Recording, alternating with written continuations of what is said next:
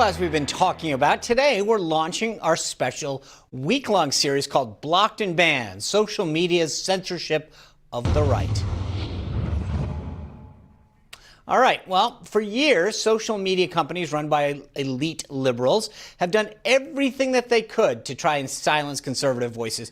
Last Thursday, and we talked about this then, the president delivered on his promise to do something about it. He signed an executive order that's limiting social media companies' legal protections. Now, we're going to discuss all of the different facets of this stuff this week, and we're going to get to the legal part of it later in the week. So, we're also going to talk to a ton of conservative voices who've been silenced by big tech. One of those voices belongs to the president's son and the executive vice president of the Trump Organization, Donald Trump Jr.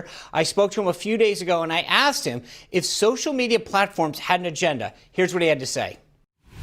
One of the things that's truly sad is that many conservative legislators didn't even realize how big an issue with this. But if you're pro-life, if you're religious, if you're a Second Amendment supporter, I mean, what happens to you on these social media platforms is a disaster.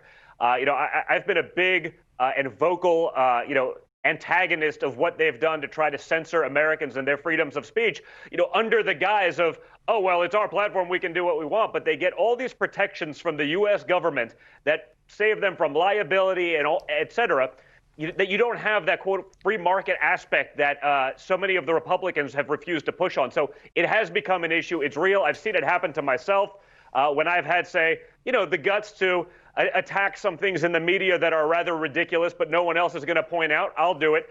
But I've seen it happen to my friends, Candace Owen and others that are going to get, that thrown off platforms for literally questioning the leftist narrative. And it's scary.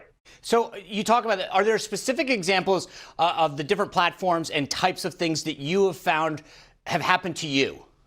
Yeah, well, I mean, listen, the most recent sort of big example, I mean, I see it even in my numbers, meaning I know what my fan base is going to do. I know if a tweet or if an Instagram post, I literally can tell you within a couple thousand likes where it's going to go. And it's like, oh, that one's going big. It's going to go big. At 3 hours, you're at 70,000 likes. And then it's like 7 hours later, you're at 72,000. Like, they just shut it down. I've seen that time and time again. Same thing on Twitter, where I know something's going to go big because I understand what my audience wants and what they're looking for. So I can just tell. And it goes nowhere. But beyond that, that's sort of what's going on, under the radar. I mean, it's more flagrant than that. I mean, the best example for me would have been, a year and a half ago, whatever it was, when I called out Jussie Smollett. And I just said, guys, wait a minute. If this happened, throw the book at whoever did this. But, I just don't see a bunch of white supremacists in MAGA hats hanging out in downtown Chicago, not getting shot, within seconds, but hanging out in downtown Chicago on the coldest night of the year, waiting for Jussie Smollett to go get Subway at 2 a.m. I don't know. If it happened, throw the book at him. But, has anyone thought that this just could be nonsense? And I mean, Instagram, they took down the post. I'm purporting, conspiracy theories because the narrative was so good. They wanted it to be true. I go, has anyone asked the question that you think, a group of, white supremacists, do you think they're watching Empire? Because, I don't know. It's probably not their demo. It's probably not the group. Give me this thing was asinine. It was insane. And I mean, they went after me. My post was taken down for hate speech. Now, I didn't say anything. I just said, has anyone asked this question? Because everyone so blindly welcomed, oh, this must have happened. Trump supporters are evil. They're vicious. This definitely, obviously happened. Or because they wanted it to have happened, they ran with it like wildfire. And I was probably the first guy with, let's call it, a blue check mark or a business or something to lose that was like, I don't know, I'm going to push the BS button on this one because it was so insane. But, again, that post was taken down. Instagram says, well, we're sorry, it was an error. It wasn't an error. They said, well, we'll happily talk about it. Okay, let's talk about it publicly. No, we're not going to do that. And you see it. You see what happened to Candace Owens 2 weeks ago. Pulled off a platform for asking questions. Now, sure, are they controversial? Maybe. Sure. We're still in America. We should be able to ask these questions. And you see that it's a dry run to try to oppress the right's opinions, conservatives' opinions, people that believe in religion or who are pro-life, Just what can we do to suppress them? They may not cancel them entirely. They may not deplatform them entirely, though they've done that to many. But it's how can we minimize their ability to get their message out on those platforms? And it's scary. Yeah, I hope we can find that BS button and get it added somewhere. Don, your dad and the team used social media as like a secret weapon to bypass the media in 2016. Are you concerned that based on the success that they had, that there's going to be provisions put in place leading up to this election that will hinder the ability of that same kind of message to get through? 100%. I mean, again, you see the dry run already starting. You know, the examples I just used. You see, people say, "Man, it's weird. I'm now paying for advertising and getting fewer clicks than I was before." I mean, they're really selectively tweaking the algorithm to hurt one side. And you notice, you can't find a single person on the left, not one, who's ever been like, "Yeah, they threw me off the platform. Oh, they're stopping me." I mean, it is so one-sided. You've never seen anything like it. Right. I mean, there really is not another example in the world of something that's so flagrantly biased, and not one person that, and the left puts some pretty hateful, crazy stuff up there. And it's like, no, nothing to see here. They're entitled to their free speech. And so you see that it's just basically that dry run. How can we influence this election? How can we prevent Trump from getting his actual message across, the truth across? Instead, we're going to promote CNN. I've seen that, again, on my platforms. Guys, Don, because I'll read this stuff. I kind of go back and forth with my followers a lot. Like, Don, it's weird. Like, I've had to follow you 6 times this week, and I never unfollowed you once, but I wasn't following you again. I can't like your post.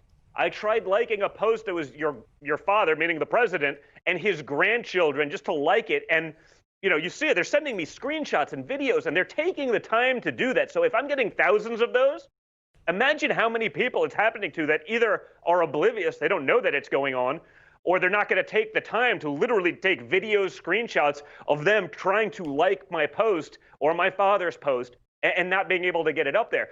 Those same people say, "Wait, Don, it's really weird. All of a sudden, like, media matters. Like, I'm following these like leftist organizations that I have no interest in.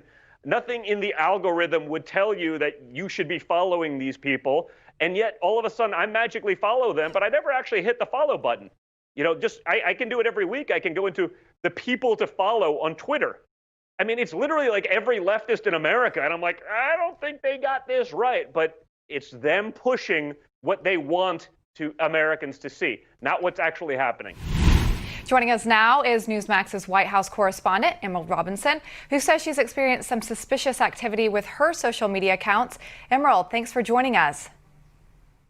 Hi, Sean and Lindsay. Always wonderful to see you all. Thanks for having me. You bet. Emerald, you've been covering this topic for a long time.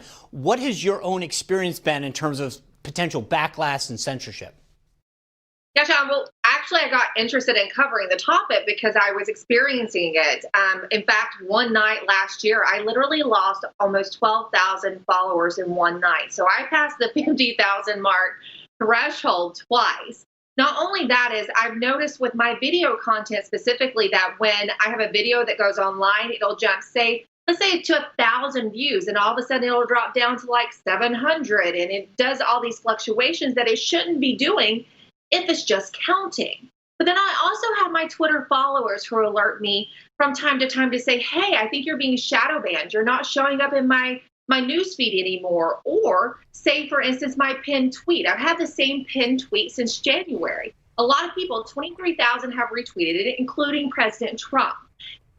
I've had several people tell me that they've retweeted it, they've liked it, only to go back to see it's not there and to go to my page to see that there's no notification that they had any interaction with it at all. And this is just a few of the occurrences that I've seen. Also, it's not just Twitter, guys, it's Facebook.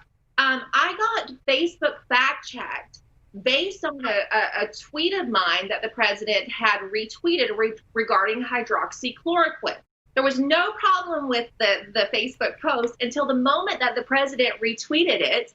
And then somehow all of a sudden came a fact check. It ended up getting amended because someone who had shared it fought back because they were labeled as sharing false content themselves, and that affected their monetary what they received in sharing they monetized their post. And so in sharing mine, it had affected what kind of monetization they could do. Right. So this is widespread. You know, it's interesting. Since we announced this series last week, I've lost over 1,200 followers. It does raise the question what's going on. Emerald, it's fascinating what you've been able to do, and I hope you keep it up because this is the way that we get the word out. So I appreciate you sharing your story with us. Of course. Thanks for letting me. All right. Well, tomorrow we're going to continue our special series, Blocked and Banned, Social Media's Censorship of the Right. The president's executive order is getting pushback by some at the Federal Communications Commission. We talked about that a little last week. We're going to keep getting into it. But including some Republicans there are pushing back. And so we're going to bring in FCC Commissioner Brendan Carr. And we're also going to hear more stories from conservatives who've been censored by big tech, including Live Action's Lila Rose. She's an outspoken pro-life advocate. She's going to join us to talk about her battle against social media. And later this week, as we've been talking about, I'm going to sit down with the president himself. His executive order will be one of the many topics of our conversation.